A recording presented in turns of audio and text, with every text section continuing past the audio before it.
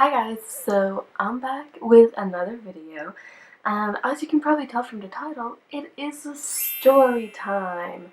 Not just any story time, paranormal story time. Now, I've been wanting to do this for so long. I mean, they're my favorite story times to watch.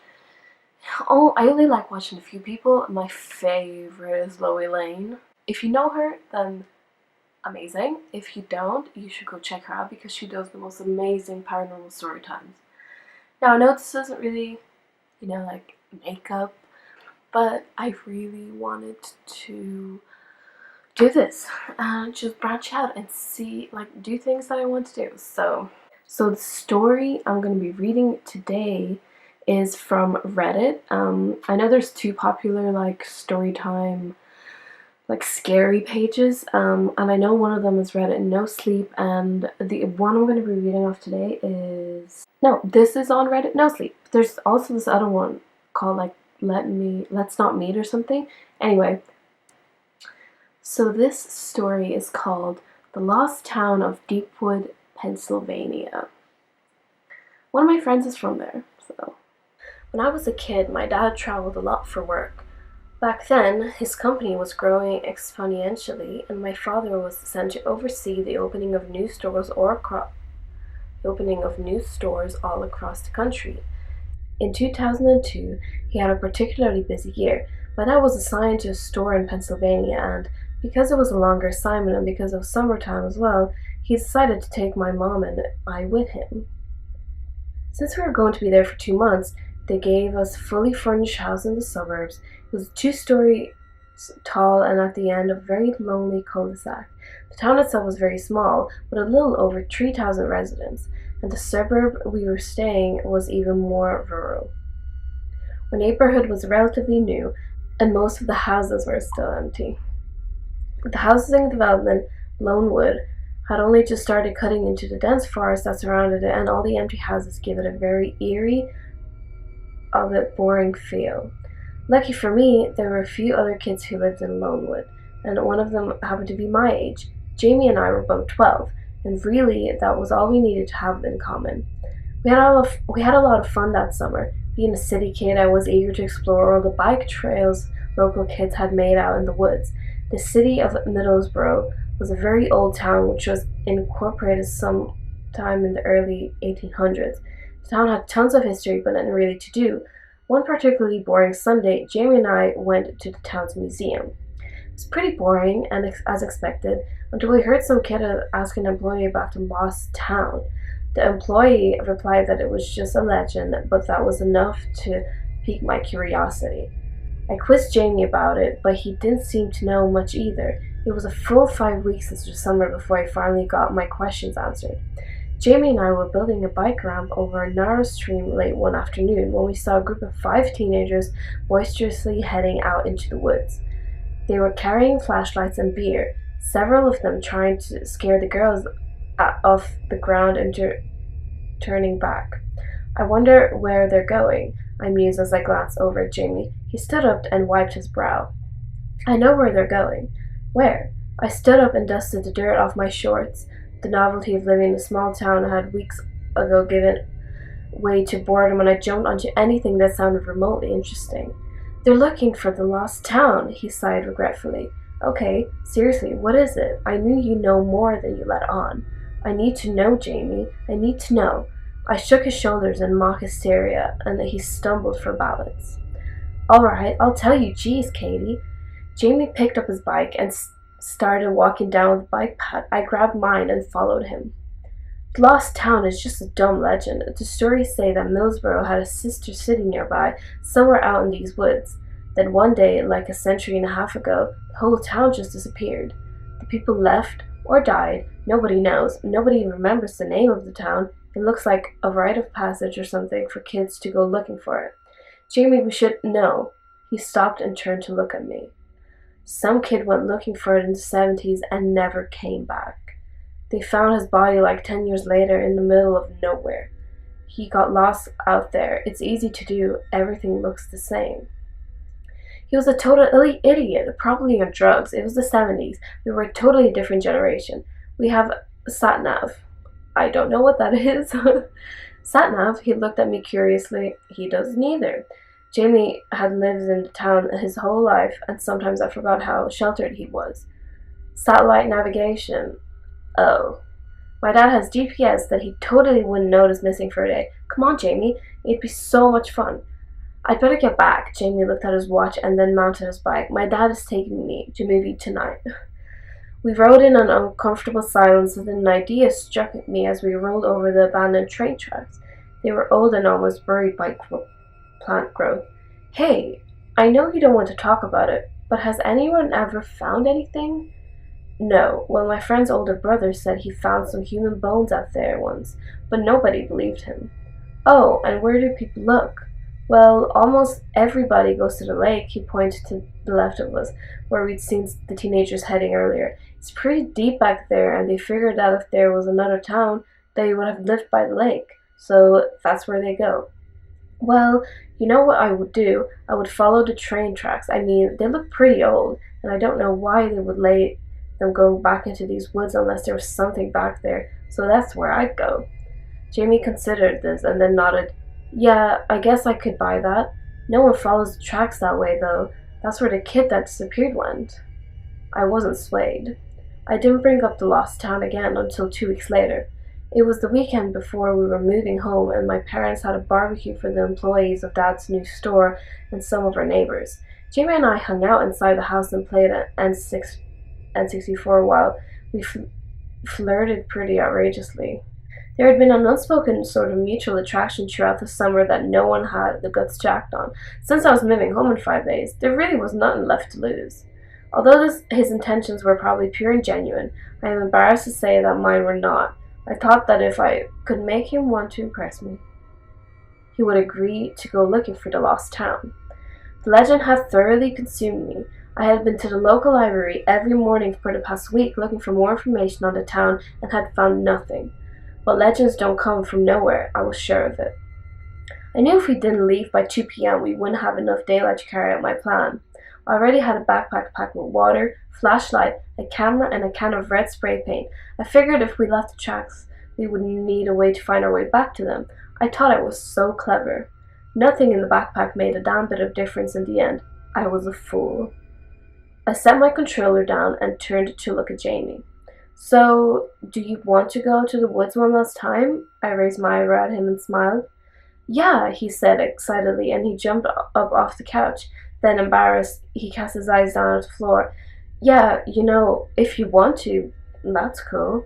Cool, let's go. I grabbed his hand and ran out the front door, grabbing my strategically placed backpack on the way. Jamie didn't even notice it. He was walking faster than I was. When we had gotten a decent way into the trees, Jamie turned around and looked briefly at my face before casting his eyes to the ground. He rubbed the back of his neck. I've actually, wanted to kiss you all summer. I was stunned to silence, absolutely dumbfounded that Jamie had found the guts to say anything like this. I knew I needed to fill the awkward silence left in its wake, so I did the only thing I could think of. I leaned in and kissed him. Oh. It was the awkward first kiss of two 12-year-olds, but it made me feel warm and sent a flight of butterflies swirling in my stomach. So I actually really did like Jamie. How about that?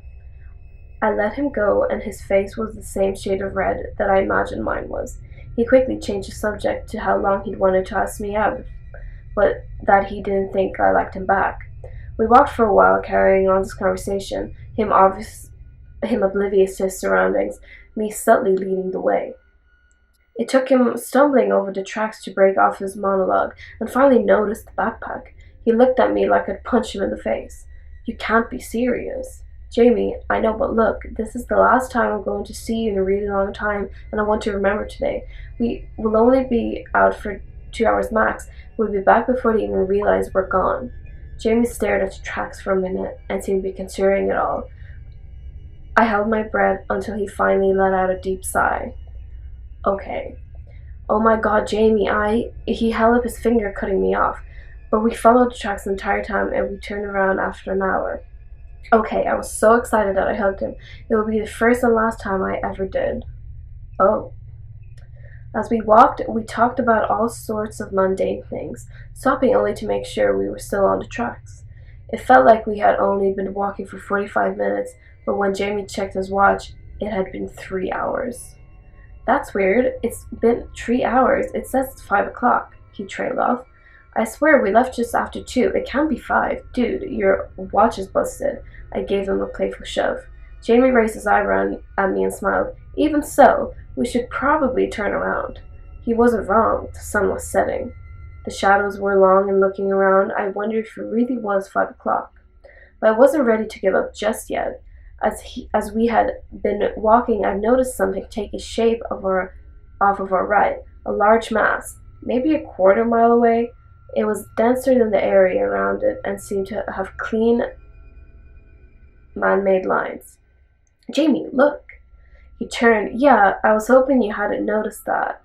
It's a long way off, though. We would never find the tracks again. Yes, we would. Check it out. I triumphantly pulled the spray paint out of my backpack. It's for the trees. He took the can and shook it, then made an experimental X on a nearby tree. Okay, but I get to do the spraying. I didn't argue. The closer we got to the mass, the more it took shape. First we could tell it was a building. Then we could tell it was a church. By the time we got to the front door, we were looking at a very old, dilapidated chapel. Remembering my camera, I took a picture of the wooden plaque over the door. Whatever had been written on it long ago worn away. We walked around the church in awe. The building was small, maybe 500 square feet. The windows were surprisingly all intact, but were so caked with dirt and grime that we couldn't see anything inside. How do we get in? I asked quietly. I don't know, but we're going to figure it out. Wait until my brother hears about this. I mean, holy shit. Look at this place. His excitement was contagious. The front door had a pull handle, but try as we might, we couldn't seem to open the door. Do you think it's locked? I asked as Jamie struggled with it. Yeah, maybe. I mean, it must be. There was a door around back, though. The door at the back was a lot more sympathetic and let us in with relative ease. We were standing in a small room with an old wooden desk attached to a wall. The people in the pictures were all standing in front of the same maroon background and were looking down at us disapprovingly. Books were scattered everywhere, most in a language I had never seen before. The floor was covered in dirt, and a pair of old shoes were laying haphazardly in one corner. Whoa, I said in awe. Yeah, whoa. I looked over at Jamie, who had a huge smile on his face. He was holding up a cross and a piece of paper. What is it? I walked over to see. It's a list of names. There's like 60 people on this list. Maybe a town census? Let me see. I pulled my flashlight out of my backpack and shined it on the parchment. Deepwood. Do you think that's the name of the town? All these names were crossed out. All except this one. I pointed to the name at the very bottom. Maybe it was the plague. You think it's a list of the dead? Jamie shrugged. Makes as much sense as anything else. I walked over to the desk and leaned against it. Why do you think they left? I mean, look, there's a jacket or something on that chair, and shoes over there. The town pastor or whatever, he just took off and left everything like this? Or died, said Jamie as he folded the paper and put it in his backpack. Yeah, died. Either way, it must have been creepy as hell to be alone in here. I stared at one of the portraits for several long seconds. The young woman painted there seemed to be staring down at me with a very accusatory look. It made me incredibly uncomfortable. I was so absorbed in the paintings that I didn't notice the slow creaking from overhead until the ceiling creaked loudly as it started to cave in. I screamed and covered my head, but the next thing I knew, I was lying on my back over the threshold of a door, Jamie on top of me, protecting my head. His head. Ah, thanks, I mumbled as I gently pushed Jamie off of me. Don't mention it. Jamie climbed to his feet and brushed himself off.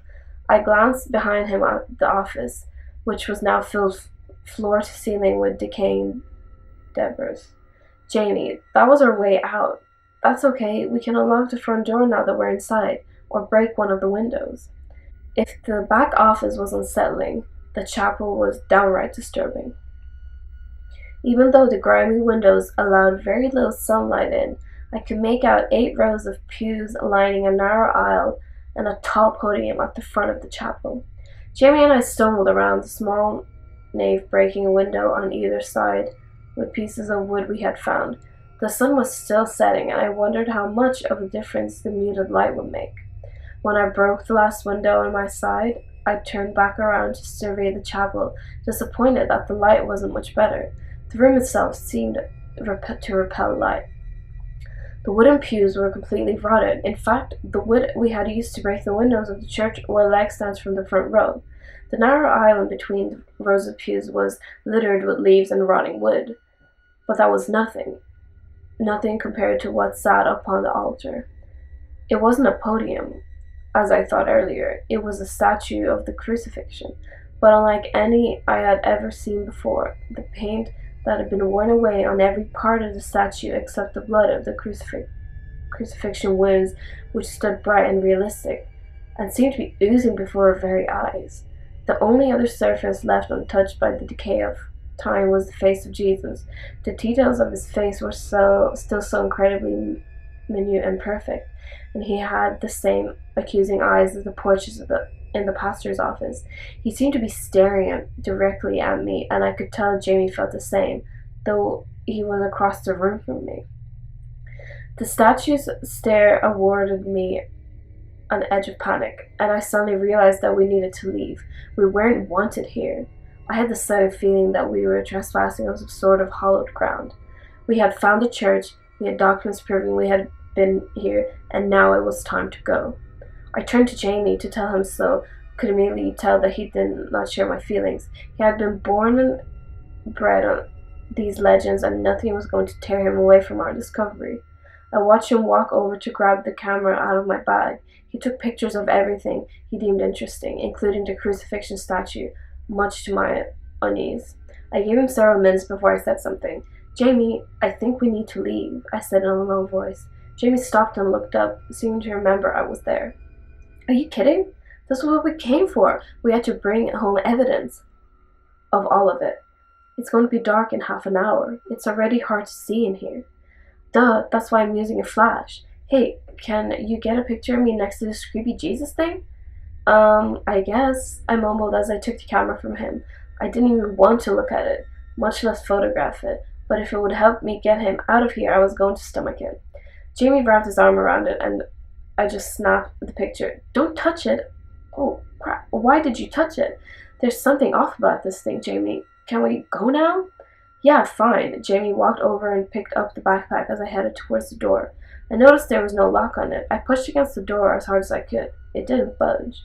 My heart sank. There wasn't even a handle or a knob. It was just a solid piece of wood with strange markings on it, symbols I had never seen before. "Jamie, the door is stuck." Okay, so that's the end of part 1. I'll probably be uploading part 2 tomorrow or the day after that. And I hope you really enjoyed this read-through, and I think it's really creepy. It's kind of like a weird, scary fairy tale. But yeah, I hope you guys enjoyed it, and click like on this video and subscribe to my channel, and I'll see you next time.